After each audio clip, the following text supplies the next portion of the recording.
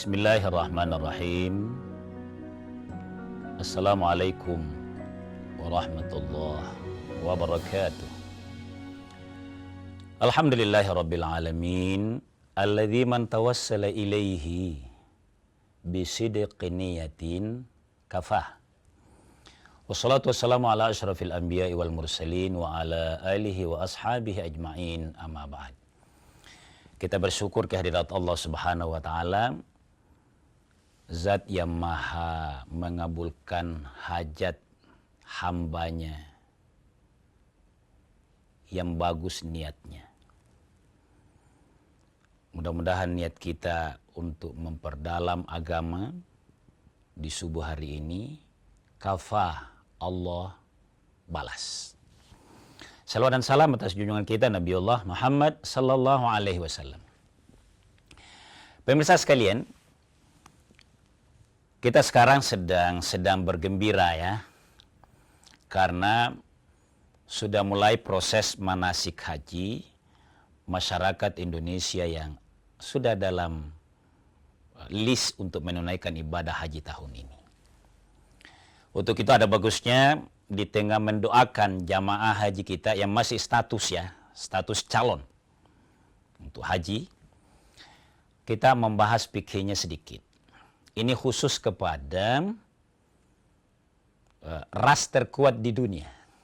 Kita bergora sedikit ya.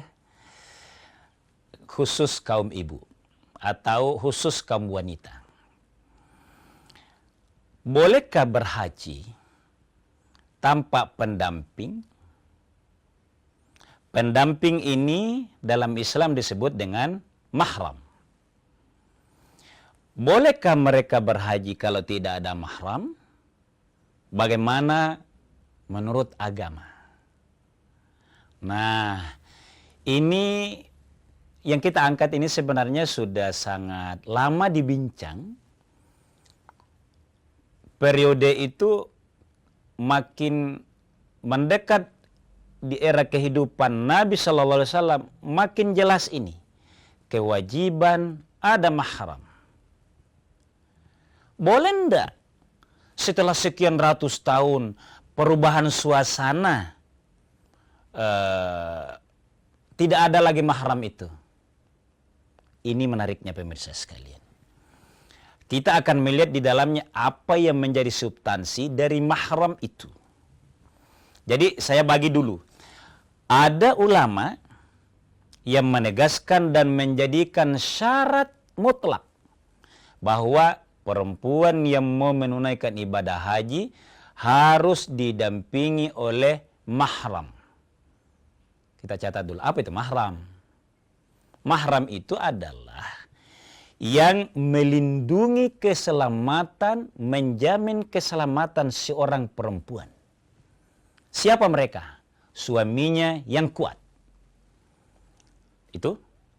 Yang kedua, keluarganya, entah kakaknya, adiknya yang menjadi pelindung dia, menjamin keselamatannya.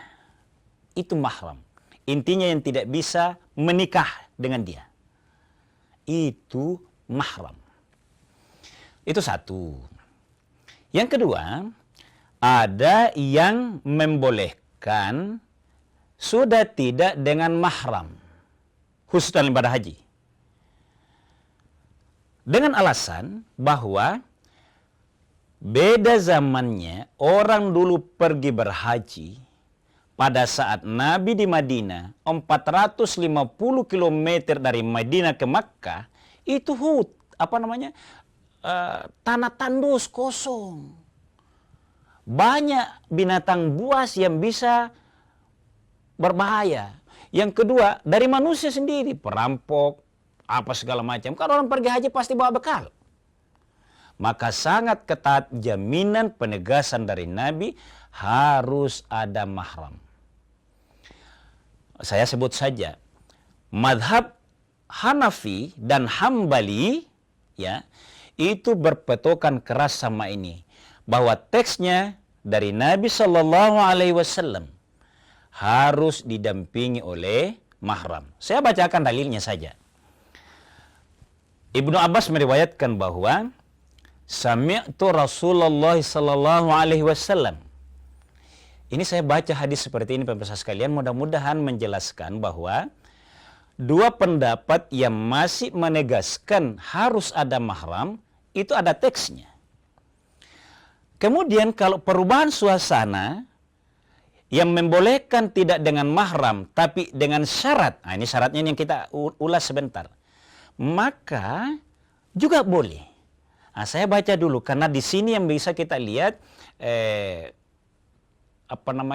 penjelasannya. Ibnu Abbas meriwayatkan begini, diriwayatkan oleh Bukhari Muslim, sahih hadisnya. Nabi bersabda, Sami'tu Rasulullah sallallahu alaihi wasallam yakhutubu. Saya hadir mendengar Nabi sallallahu alaihi wasallam berkhutbah. Yaqul la yahluwanna rajulun bi imra'atin. Jangan, ya coba lihat ya. Jangan bersunyi-sunyi, berdua-duaan. Rajulun laki-laki bi imra'atin dengan perempuan illa wa ma'aha dzu mahramin. Kecuali ditemani oleh mahram. Saya sebut sedikit pemirsa sekalian. Kapan ini bisa?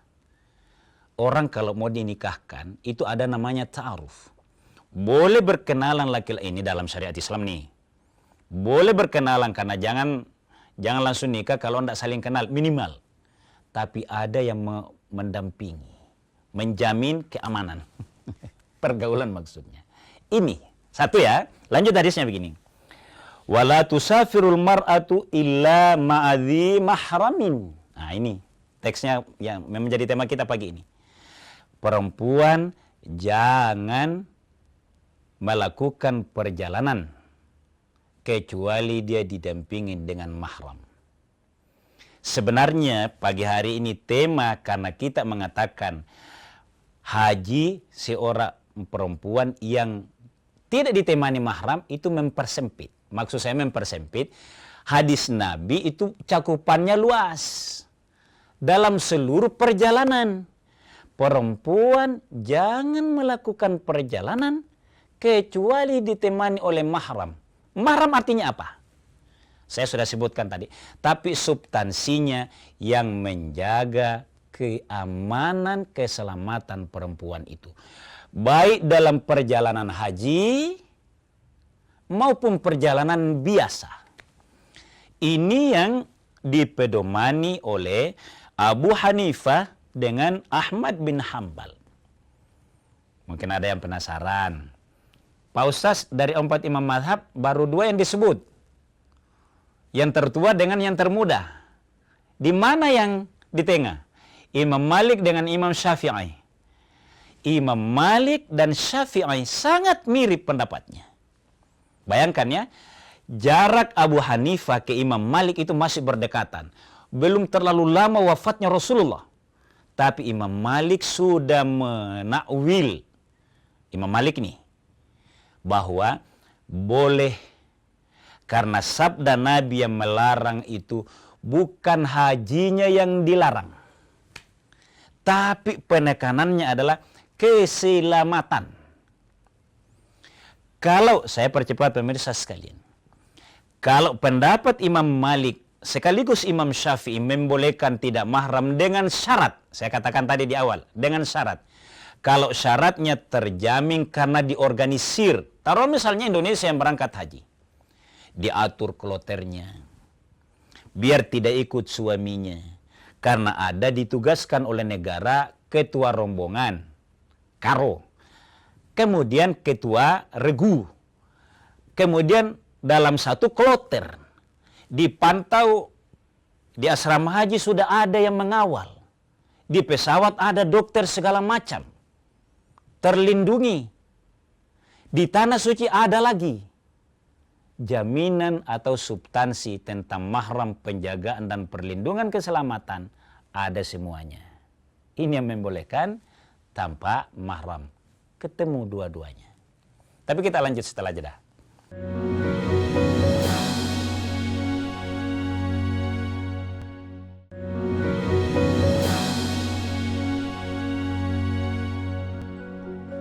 Pemirsa sekalian kaum muslimin yang dimuliakan oleh Allah Subhanahu wa taala, jadi seringkali saya ungkap bahwa keistimewaan kita beragama itu kalau kita meluangkan waktu mempelajarinya, seringkali yang secara tekstual satu, tapi dilanjutkan sesuai dengan kondisi, substansinya ketemu.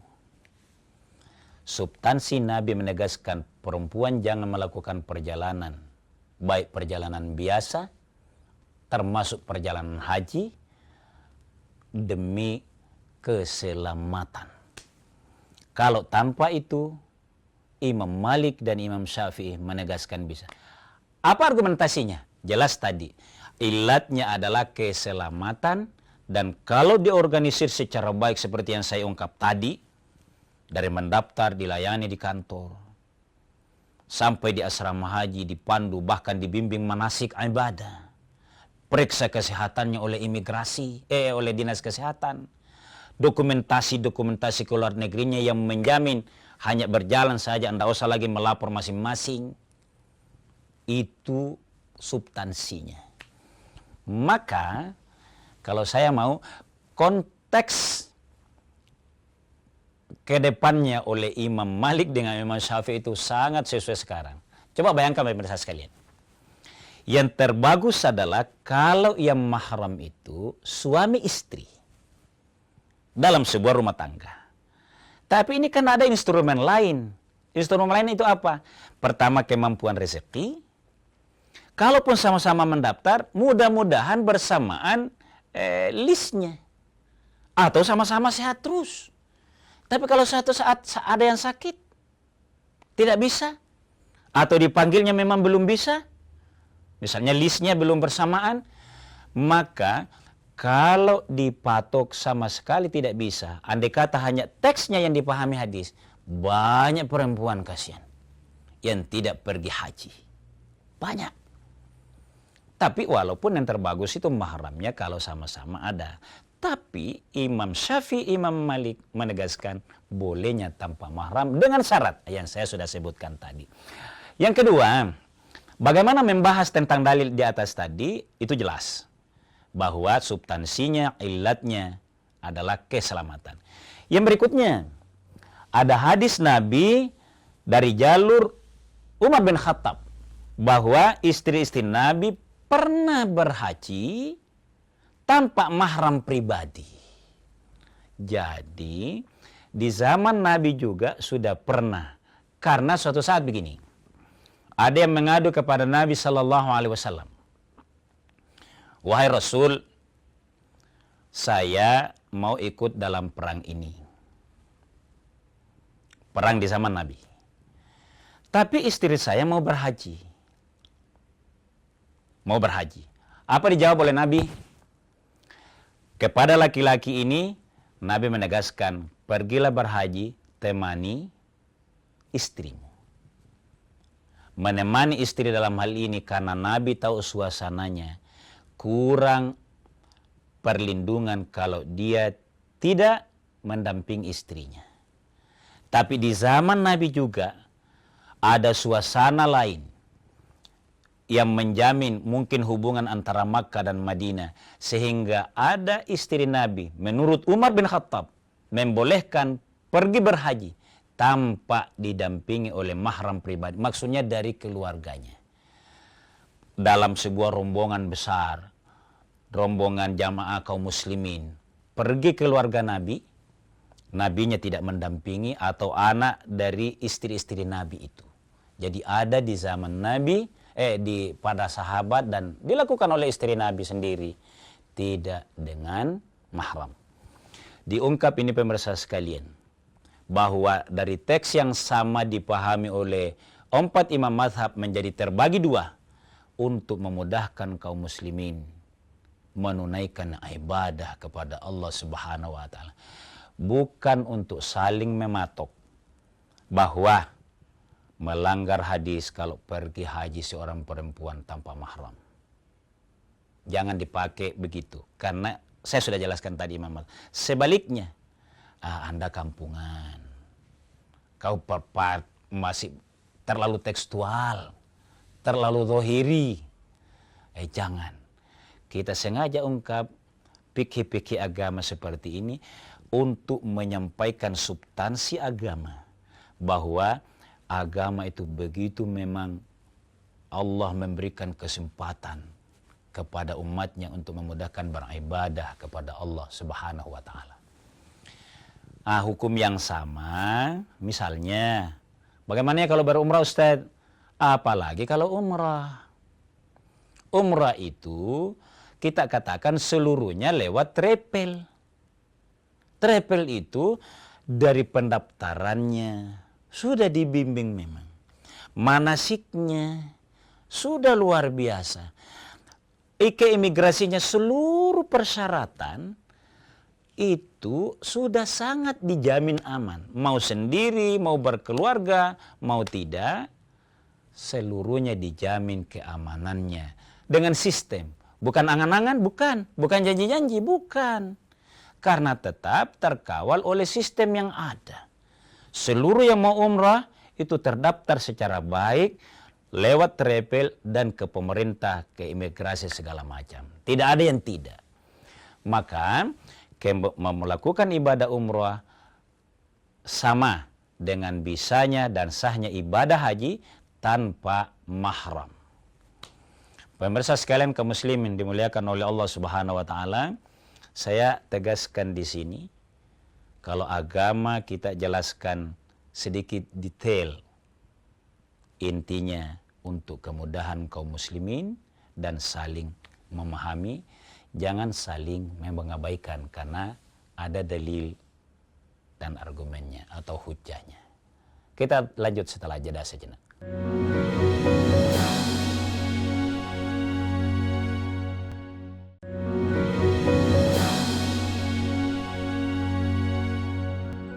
Pemirsa sekalian kaum muslimin dimuliakan oleh Allah Subhanahu wa Ta'ala.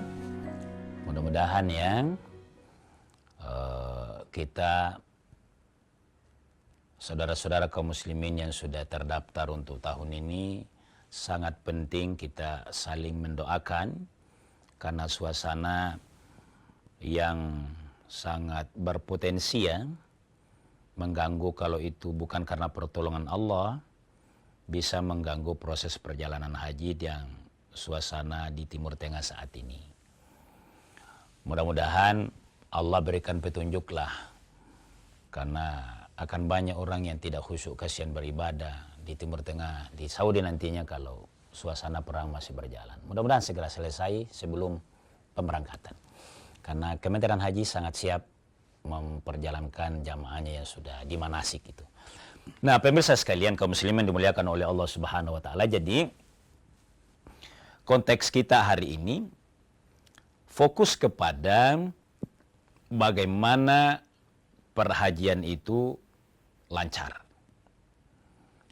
Tidak ada lagi keraguan, tidak ada lagi diskusi tentang boleh tidaknya seorang perempuan berhaji tanpa mahram. Karena jaminannya adalah sistem yang jawab keamanan itu. Sistem. Saya juga mau bilang begini, bahwa kadangkala kan begini, ada gurauan kita ya. Kadangkala sudah dijelaskan boleh tanpa mahram. Tiba-tiba ada yang bilang tidak boleh tanpa mahram. Ada. Siapa yang bilang begitu itu? Dalam rangka mempengaruhi. Kalau sekedar mempengaruhi, misalnya agar bertambah jamaah di keluarga itu, mungkin tidak masalah. Tapi kalau motivasi yang mempengaruhi itu, yang membujuk itu, ditambah-tambahi, dipotong hadisnya tadi, kurang afdal itu kalau tidak. Sekalian begini kalau bapak tidak bisa, saudara tak mau. Ini kan motifnya sudah beda. Bukan lagi motivasi murninya, sahnya, afdalnya ibadah haji seseorang. Itu dia. Nah, untung mazhab Malik dan Syafi'i tadi sangat memberikan keleluasaan kepada kita, karena ini yang harus kita ingat ya. Mungkin kalau kita yang sudah berusia 30 tahun sekarang, apalagi kalau yang lebih muda, itu hanya membayangkan betapa lancarnya komunikasi antara Saudi dengan seluruh negara muslim atau negara yang ada masyarakat Islamnya, baik menunaikan ibadah umrah, apalagi haji. Sekarang ini semuanya itu sudah tersistem. Kendaraan sudah pakai plat, sudah dikontrol lewat sistem. Dulu, kalau di era Nabi sampai ke era sahabat itu, menjadi terbuka kesempatan bagi orang-orang munafik, dulu ya, untuk berbuat nakal. Malah perompak itu dilakukan. Dulu. Maka hadisnya pas sekali. Ke belakang sampai ke era kita sekarang ini, kalau yang sudah berusia 50 tahun itu masih mendengar. Perempuan, terutama ya, sudah di negeri Saudi pun ini, dilarang naik taksi. Nah, ini ada. Saya ingat ini. Jangan perempuan duluan naik taksi kalau masih sibuk temannya. Dan jangan sebarang ngambil kendaraan. Karena dulu masih manual semuanya. Itu kan mengkhawatirkan. Sekarang apa? CCTV sudah ada semua di Tanah Suci. Proses-proses sudah makin aman. Jadi perhajian itu sangat menegaskan ke kita, perempuan jangan ragu kalau memang terkondisikan. Misalnya ada problem, ada yang sakit di antara keluarga, suami, istri, anak. Kan biasa ada, keluarga yang mampu itu kan tak lima mendaftar. Kalau tidak bisa semuanya dengan mahram itu, sudah ada kloternya. Kemudian, sistem yang terjadi itu, baik transportasi saya sudah sebutkan tadi, akomodasinya semua sudah teratur. Justru seringkali kita menjadi kelebihan pengamanan. Yang ngambil saja, kain kiswah itu ngambil sendiri, bukan dihadiahi oleh pemerintah, itu terpantau. Ini jaminan betapa keamanan yang menjadi substansi tadi, adanya mahram itu sudah sangat luar biasa. Untuk itulah kaum muslimin dan muslimat calon jamaah haji, kita dorong terus, pertajam saja manasiknya, tidak lagi pada saat pada posisi mahram ini ada apa tidaknya, karena sudah kita hidup di eranya yang satu sisi sangat melengkapi kehidupan manusia, lengkap semuanya, ada CCTV, ada berlapis pembimbingan manasik itu, maka fokuslah mempelajari manasiknya, tidak lagi pada perdebatan boleh didampingi mahram atau tidaknya tadi. Tapi kalaupun masih ada yang sangat berkeras bahwa tidak boleh, tidak, itu memang ada pendapat. Pendapatnya siapa? Memegang hadis Bukhari Muslim tadi, itu dipegang oleh imam mazhab yang tertua, Abu Hanifah, dan juga Imam Ahmad bin Hambal, yang memang mayoritas dianut di Saudi. Tapi sekarang juga khusus perhajian, sudah tidak. Sudah jadi mazhab mayoritas di Saudi itu, bukti dalam sholat itu tidak kedengaran basmalahnya, itu kan tanda bahwa di sana mayoritas Hambali.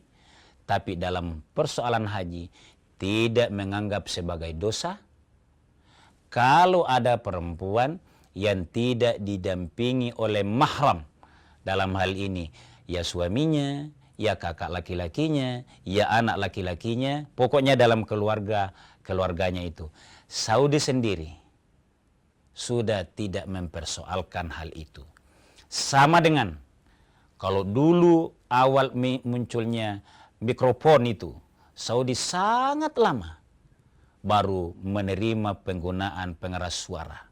Karena fahamnya itu bukan, bagian yang tidak ada di zaman Nabi. Itu di Saudi. Tapi sekarang kita dengar suaranya Imam As-Sudai sangat lantang, sangat merdu, karena sound sistemnya sangat canggih. Nah, khusus kembali saya ke haji, khususnya lagi ibu-ibu yang mau menunaikan haji, fokuslah, tenanglah beribadah, karena semuanya sudah sangat sistem yang baik. Pada akhirnya, kita berdoa kepada Allah Subhanahu wa Ta'ala agar doa kita yang selalu kita panjatkan, Allahumma rzuqna, ya Allah, rezekikan kepada kami, mudahkan pendidikan kami, mudahkan rezeki kami untuk ziarat al-haramaini, menunaikan ibadah di dua tanah sucimu, Makkah dan Madinah. Tergantung kloter awal atau kloter akhir, itu yang menentukan kita duluan di Makkah atau di Madinah baru masuk Makkah, atau duluan di Makkah baru nanti proses pemulangan, baru singgah ziarah ke Madinah. Fokuslah kepada ini, karena pada kesahihannya tidak ada lagi perbedaan. Dalam artian Saudi sendiri tidak mempersoalkan wanita yang menunaikan ibadah haji tanpa mahram itu. Walau kalau bisa ideal, keluarga kita bersama mendaftar, keluarga itu semuanya utuh, tidak ada yang sakit-sakit, tetap jauh lebih baik, karena pasti melindunginya, bahkan mengurangi tugasnya para petugas yang dijamin oleh negara. Kalau satu keluarga ada kompak, bapak, anak, istri, bahkan anak perempuan kalau ada. Sekian dan demikian. Mohon maaf atas segala keterbatasan ini. Akan sempurna kalau kita menunaikan ibadah haji yang paling ideal, mahram dalam keluarga, tapi tidak terhalang kalau bukan keluarga yang menjadi mahram kita. Sekian. Wallahu a'lamu bis-shawab. Wassalamualaikum warahmatullahi wabarakatuh.